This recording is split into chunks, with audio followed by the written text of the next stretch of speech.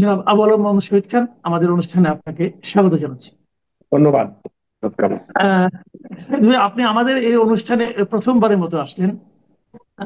আপনাকে পেয়ে আমি খুবই আনন্দিত এবং খুবই প্রিয় একজন মানুষ, এবং আমার ধারণা আমাদের দর্শকদেরও আপনার আলোচনা ভালো লাগবে।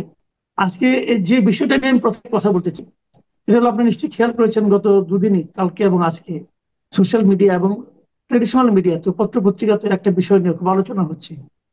সেটা হলো আমাদের উপদেষ্টা জনাব আসিফ মাহমুদ সজীব ভুঁইয়া। উনি দেশের বাইরে যাচ্ছিলেন এবং ওনার লাগেজের মধ্যে একটা ম্যাগাজিন পাওয়া গেছে, এবং অস্ট্রেলিয়ান ম্যাগাজিন, এবং সেখানে গুলিয়েছিল। এটা নিয়ে বেশ আলোচনা হচ্ছে। আজকে আমি সোশ্যাল মিডিয়ায় দেখলাম যে আসিফ মাহমুদ সজীব ভুঁইয়ার ভেরিফাইড পেজে উনি কিছু কথা বলেছেন, এবং ওখানে উনি একটু আমার কাছে অশালীন ভঙ্গি মনে হলো, যে বললেন যে লেখাপড়া করুন, শিখুন, জানুন, তারপর মন্তব্য করুন। এই ধরনের অ্যাগ্রেসিভ একটা কথাবার্তা আমার কাছে মনে হলো।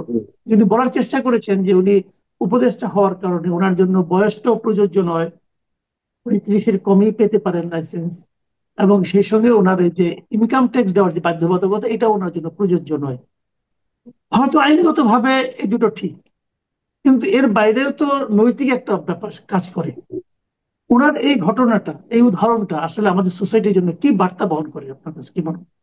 প্রথমত তো এটা একটা মানে আইনের চোখে অপরাধ আপনার ধরতে পারেন, যে কেউ বলতে পারে যে এটা আইনের চোখে অপরাধ হয়েছে, কারণ আপনি যখন বিমানবন্দরে যান বা দেশের বাইরে যান, বিমানে এটা বহন করা নিষেধ।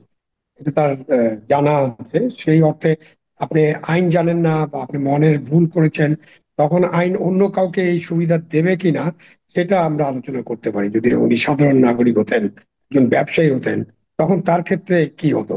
তার ক্ষেত্রে কিন্তু এটা অপরাধ হতো এবং আইনে সোপর্দ করা হতো। এখানে তিনি উপদেষ্টা, এই জন্য হয়তো আইন তার কাছে, আইন কর্তৃপক্ষ তার যে ব্যাখ্যা সেটাকে গ্রহণ করেছে।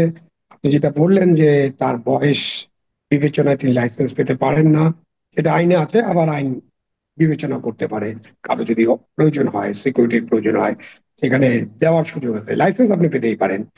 এবং ওই যে যে কথাটা বললেন, অ্যাগ্রেসিভ কথাবার্তা, যে জানুন, পড়ুন, শিখুন, তারপরে কথা বলুন, তো সেটা তো এই অ্যাগ্রেশনটা না থাকাই ভালো। আমরা একটা গণতান্ত্রিক সোসাইটি বিনির্মাণের চিন্তা করছি। তো আগে যখন ফ্যাসিবাদ ছিল, স্বৈরাচার ছিল, কর্তৃত্ববাদ ছিল, তখন তারা যে ভাষায় কথা বলতেন সেই ভাষায় আমাদের নতুন উপদেষ্টারা বা এই উপদেষ্টা মন্ডলীর সদস্যরা বা প্রধান উপদেষ্টা এরকম ভাষায় কথা বলবেন, সেটা মনে হয় আমরা গ্রহণ করতে পারবো না। মানে আমাদের তো স্বপ্ন, আশা, আকাঙ্ক্ষা, বিশ্বাসটা অনেক বেশি যে তারা গণতান্ত্রিক আচরণ করবেন। তো উনি লাইসেন্স পেতে পারেন, ঠিক আছে, এটাতে কোনো অসুবিধা নাই। তো উনি অস্ত্রের যে, এটা আগ্নেয়াস্ত্র ছিল না, বাট ম্যাগাজিন ছিল, ম্যাগাজিনটা বহন করতে পারবেন না, হ্যাঁ, ঠিক আছে, উনি ওটা তার প্রোটোকল অফিসারকে দিয়েছেন। তো সেখানে আবার আইনটা ভালো মতো পড়তে হবে, ওনাদের এখন আইনটা পড়তে হবে। আপনি যখন আপনার অস্ত্র, আপনার নামে যে লাইসেন্স থাকে মাসুদ কামাল, আপনার অস্ত্র এবং অস্ত্রের যে ওই ম্যাগাজিন, গুলি, তিনটা মিলে তো অস্ত্রটা। তো আপনার অস্ত্রটা, ম্যাগাজিন এবং গুলি কেউ কিন্তু বহন করতে পারবে না, অন্য কেউ বহন করতে পারে না। সুতরাং উনি যে এয়ারপোর্টে প্রোটোকল অফিসারকে দিলেন এবং প্রোটোকল অফিসার বহন করলো, সেটা প্রোটোকল অফিসারের জন্য বেআইনি হয়ে গেছে। এটা যেটা পুলিশ করতে পারতো, এটা আমাদের পুলিশ বা আমাদের যারা আইন শৃঙ্খলা রক্ষাকারী বাহিনী, তারাও আইনটা ঠিক মতো না বোঝার কারণে এটা যেটা পুলিশের করা উচিত ছিল, সেটা হলো ওই ম্যাগাজিনটা নিয়ে তাদের জিম্মায় রেখে দেওয়া, পরে যখন উনি ফিরতেন তখন তাকে আবার দিয়ে দেওয়া। এটা আইনানুগত, সুতরাং উনি এটা বহন করতে পারেন না। আরেকটা আইনে, ওই আইনে যে আইন ওনারা আমাদেরকে পড়াতে, পড়তে বলেছেন, আমরা চলেন সবাই মিলে আইনটা পড়ি।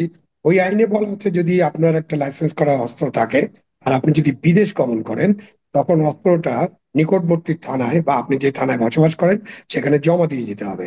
তাহলে সেই আইনটাও ভঙ্গ হয়েছে। সুতরাং আমরা সবাই মিলে আইনগুলো পড়ি, জানি, শিখি, শেখার কোনো শেষ নেই। একজন মন্তব্য করেছেন শিশু উপদেষ্টা, তার ভুল হতেই পারে। সুতরাং আমরা ক্ষমা সুন্দর চোখে দেখি। তবে এই যে অডাসিটি বা পড়ানো বা আইন পড়তে শেখানো, এই অডাসিটিটা তারা না করলে আমরা তাদের প্রতি আহ, তাদের প্রতি আমাদের কৃতজ্ঞতা থাকবে।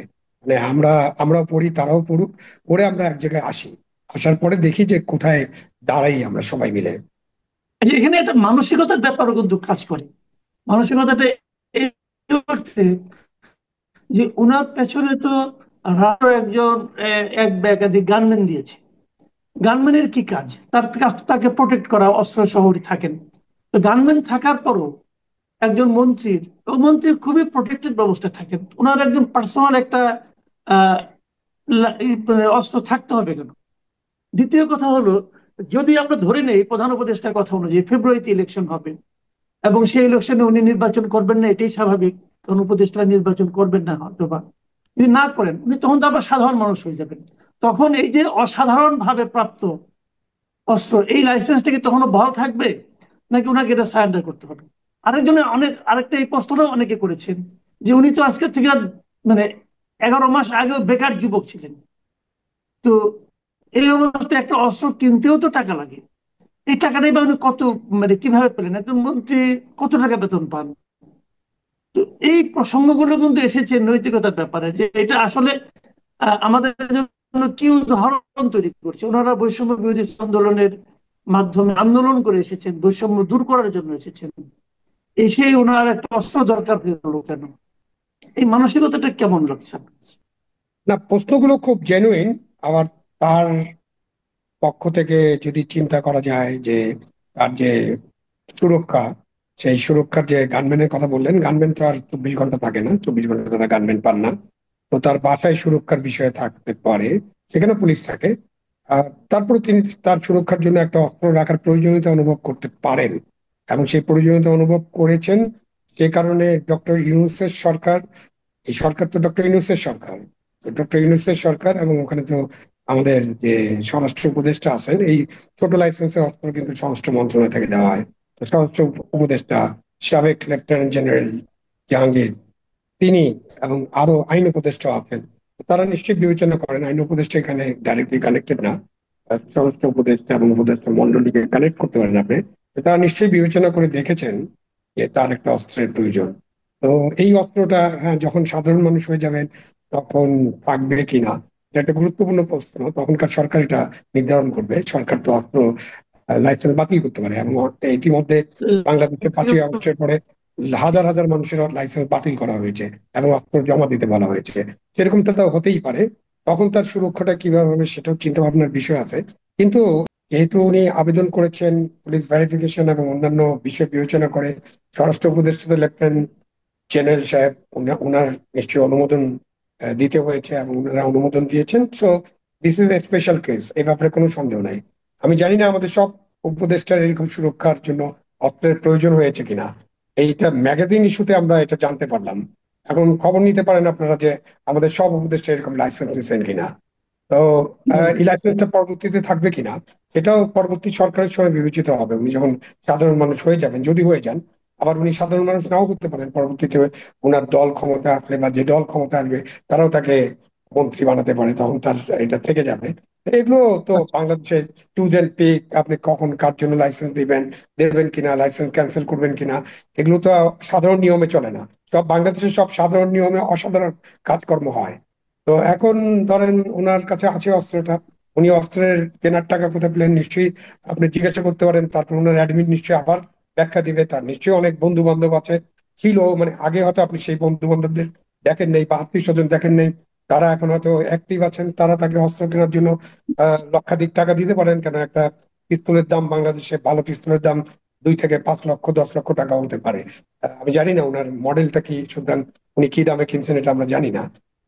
কিন্তু মোদ্দা কথা হচ্ছে যে আপনাকে কি একটা পিস্তল এবং ধরেন 100 রাউন্ড গুলি আপনার সামনে থাকলো, 2টা ম্যাগাজিন আর 3টা ম্যাগাজিনও থাকতে পারে, এইটা কি আপনাকে সুরক্ষা দিতে পারে কিনা? আসলে এটা সুরক্ষা দেয় না। সুরক্ষার একটা, আপনি মানে আপনি হয়তো মানসিক ভাবে মনে করতে পারেন আমার কাছে একটা পিস্তল আছে, সুতরাং আমি সুরক্ষিত। তো যে আপনাকে, যদি কেউ আপনাকে, আপনার সাথে বিশৃঙ্খলা করতে চায়, সে আপনার পিস্তলটা হিসাব করে বিশৃঙ্খলা করতে আসবে। সে তখন একা আসবে না, সে 10 জন আসবে।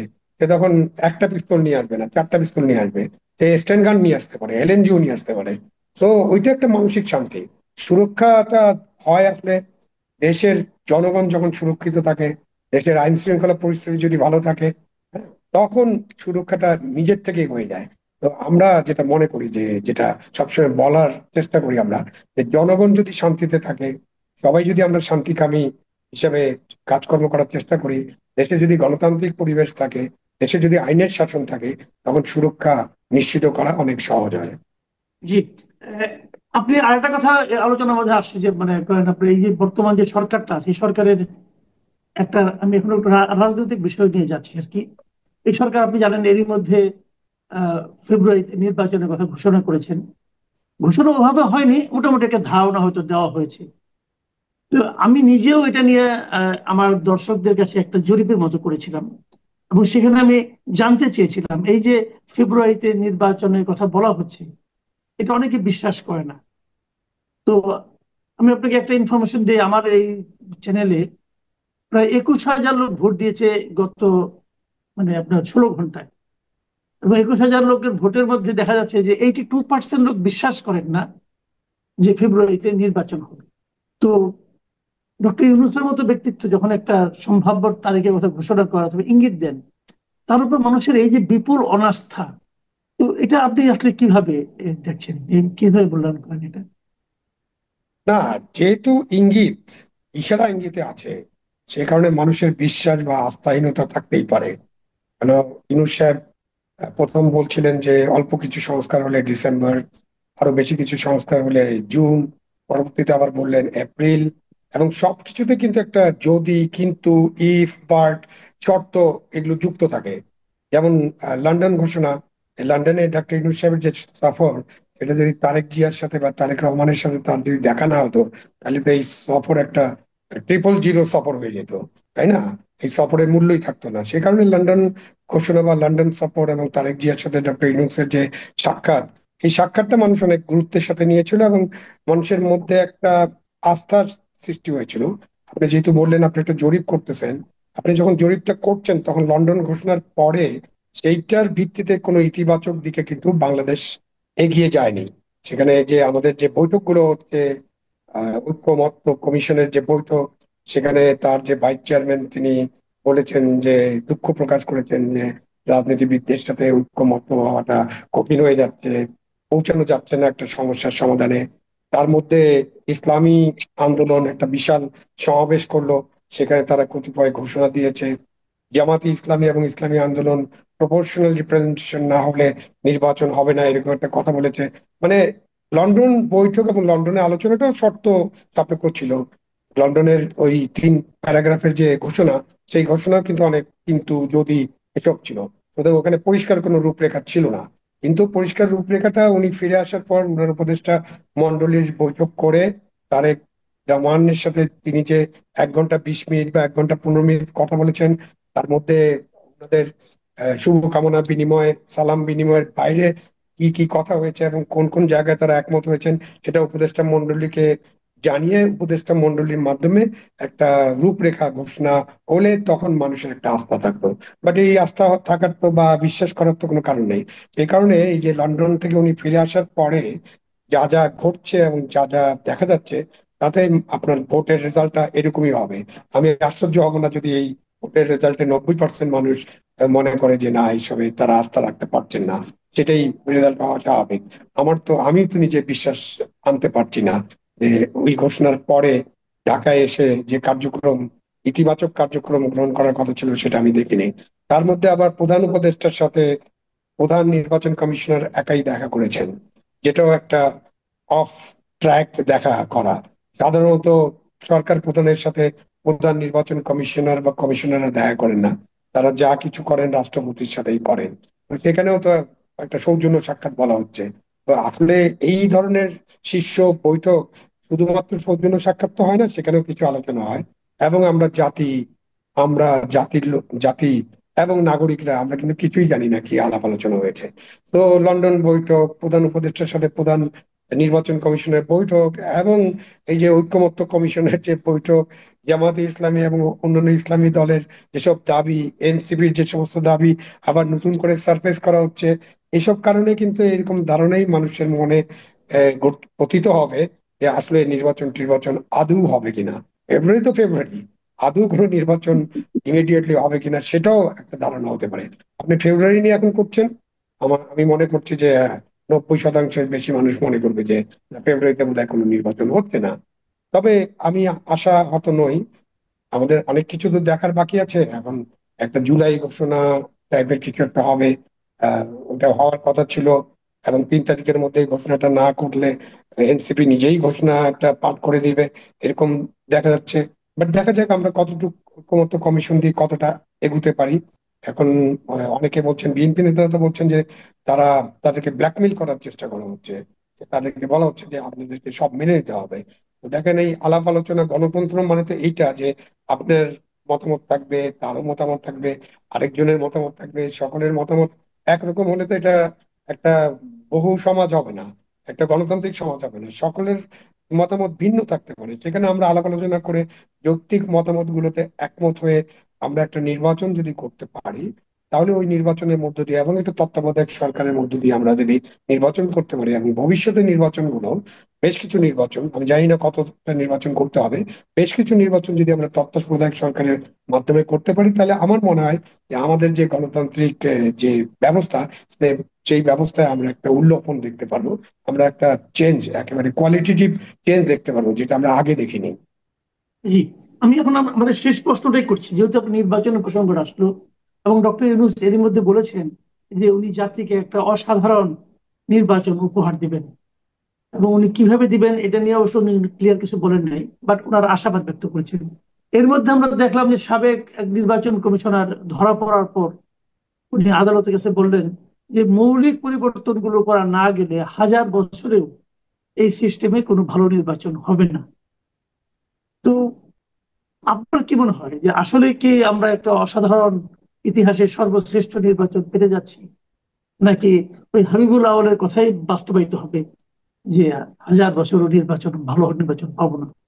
আমাদের দেশে কিন্তু কয়েকটা নির্বাচন খুব ভালো হয়েছে, মানে খুব ভালো হয়েছে বলতে যে 90%, 95% ভালো হয়েছে, থ্রেশহোল্ডে ভালো হয়েছে। 100% নির্বাচন ভালো পৃথিবীর কোনো দেশে হয় না, ওই আমেরিকা হয় না। বাটারফ্লাই ব্যালটের কথা নিশ্চয়ই আপনার জানা আছে। নিশ্চয়ই আমরা জি। জানি যে কৃষ্ণাঙ্গরা যখন ভোট দিতে যায় তাদের লাইন কত লম্বা হয়, এবং ঘন্টার পর ঘন্টা অপেক্ষা করে তাদেরকে ফেরত পাঠানো হয়। এই জন্য যে পোস্টাল ব্যালট চালু হওয়ার পরে লক্ষ লক্ষ মানুষ পোস্টাল ব্যালট ব্যবহার করে। তো এই সব বিবেচনা করে আমাদের 91, 96, 2000 নির্বাচন ভালো হয়েছে, এটা আমরা সবাই স্বীকার করি। এখন তার মধ্যেও কেউ কেউ থাকতে পারেন যে মনে করেন যে ওখানে এইটুক ভুল হয়েছিল, এইটুক। তো ভালো নির্বাচন করা সম্ভব না এটা আমি মনে করি না, সম্ভব। এবং মৌলিক পরিবর্তন বা কি উনি বুঝিয়েছেন সেটা আমি পুরাটা জানি না। বাট আমাদের যে নির্বাচন কমিশন আছে তাকে যেভাবে এম্পাওয়ার করা আছে, তার কাছে যে সমস্ত ক্ষমতায়ন করা আছে, তাতে এই নির্বাচন কমিশনের আর ক্ষমতার দরকার নেই, বেশি ক্ষমতার দরকার নেই। এই ক্ষমতায় ওনারা ভালো নির্বাচন করতে পারেন, এটা প্রমাণ হয়েছে। যেটা দরকার সেটা হলো গভর্নমেন্ট অফ দ্য ডে, তাদের মানসিকতার পরিবর্তন। যে দলীয় সরকার থাকলে ভালো নির্বাচন হয় না, একই লোক থাকে, একই নির্বাচন কমিশন, একই 12 লক্ষ 14 লক্ষ সরকারি এবং বেসরকারি কর্মচারী কাজ করে, পুলিশ কাজ করে, বিডিআর বিজিবি কাজ করে, আর্মি কাজ করে, নৌবাহিনী বিমান বাহিনীও কাজ করে, এবং আনসার কাজ করে, তো একই মানুষরা কাজ করে। কিন্তু এখানে গড কি চায়? গভর্নমেন্ট অফ দ্য ডে, তাদের যদি ওই মৌলিক পরিবর্তন ওইটা, তাদের পূর্ণ সদিচ্ছা, পূর্ণ আন্তরিকতা, এবং তারা কোনো পক্ষে যাবেন না, তারা একটা ভালো নির্বাচন চান, তারা নিরাপত্তা নিশ্চিত করবেন, ভোট কেন্দ্রে সবাই যাতে যেতে পারেন, সবাই যাতে নিজের ভোট নিজে দিতে পারেন এবং নিরাপদে বাড়ি ফিরতে পারেন, এবং ভোট কেন্দ্র যেন কেউ দখল করতে পারে না, ওই যে দিনের ভোট রাতে, রাতের ভোট দিনে, অথবা দিনের বেলায় বাক্স ভরে ফেলা, এই কাউকে তাড়িয়ে দিয়ে কেন্দ্র দখল করা, ইভিএম মেশিন ব্যবহার হলে সেখানে একজন দাঁড়িয়ে থাকা, যে আপনারটা সব হয়ে গেছে এখন বোতামটা টিপবে সে। এইসব বন্ধ করতে পারে গভর্নমেন্ট যদি সদিচ্ছা থাকে। তো এই গভর্নমেন্ট, যেহেতু ডক্টর ইউনূসের গভর্নমেন্ট একটা অন্তর্বর্তীকালীন সরকার, কোনো দলীয় সরকার না, যদিও অনেকে সমালোচনা করেন তাদেরও নাকি একটা দল আছে, এবং এনসিপি তাদের দল। তো সেই সমালোচনার কারণ আছে, কারণ ডক্টর ইউনূস সাহেব নিজেই ছাত্রদেরকে একটা দল করতে উৎসাহিত করেছেন তার বক্তব্যে, কথাবার্তায়। এবং এনসিপির সাথে তাদের যে গভর্নমেন্টের যে আচরণ, সেটা তাদেরকে ফেভার করা বোঝায়। কেন, আপনি বিএনপি জামাত যেখানে দেখা করতে যায় তখন এনসিপিও যায়, যে দলটার কোনো রেজিস্ট্রেশন নাই। এনসিপি আন্দোলন করার জন্য আপনার প্রধান উপদেষ্টার বাড়ি পর্যন্ত যেতে পারে, সেখানে 2 দিন ধরে আন্দোলন করতে পারে, পুলিশ তাদেরকে কিছু বলে না। এবং নানান কারণে তারা মনে করে যে এনসিপি এই সরকারের দল, ডক্টর ইউনূসের দল, অনেকে সরাসরি এটা বলেন। তো এই অবস্থায় নিশ্চয়ই তারা যদি ভালো নির্বাচন করতে চান, গভর্নমেন্ট অফ দ্য ডে হিসাবে তাদের সেই সদিচ্ছা আন্তরিকতা থাকলে অবশ্যই ভালো নির্বাচন করা সম্ভব বলে আমি মনে করি। আর সেটা সরকারের সদিচ্ছা থাকতে হবে। মৌলিক পরিবর্তনটা ওইখানে। সরকারকে নিরপেক্ষ থাকতে হবে, সরকারকে লেভেল প্লেইং ফিল্ড নিশ্চিত করতে হবে, সরকারকে আইন শৃঙ্খলা নিশ্চিত করতে হবে। সরকার কোনো দিকে যাবেন না, সরকার কাউকে ভোট দেওয়ার জন্য, কাউকে সমর্থন করার জন্য কোনো পদক্ষেপ নেবেন না, কাউকে বাধ্য করবেন না। জি, অনেক ধন্যবাদ জনাব আবু আলম মোহাম্মদ শহীদ খান। প্রিয় দর্শক, আপনারা শুনলেন যে আমাদের নির্বাচন, আমাদের সরকার এবং সরকারের প্রতিশ্রুতির প্রতি মানুষের আস্থা, এবং সর্বোপরি সরকারের একজন গুরুত্বপূর্ণ উপদেষ্টা বিভিন্ন কর্মকাণ্ড নিয়ে জনাব আবু আলম শহীদ খানের বিশ্লেষণ। আপনাদের কেমন লাগলো লিখে জানাবেন। এখন এই পর্যন্তই। আল্লাহ হাফিজ।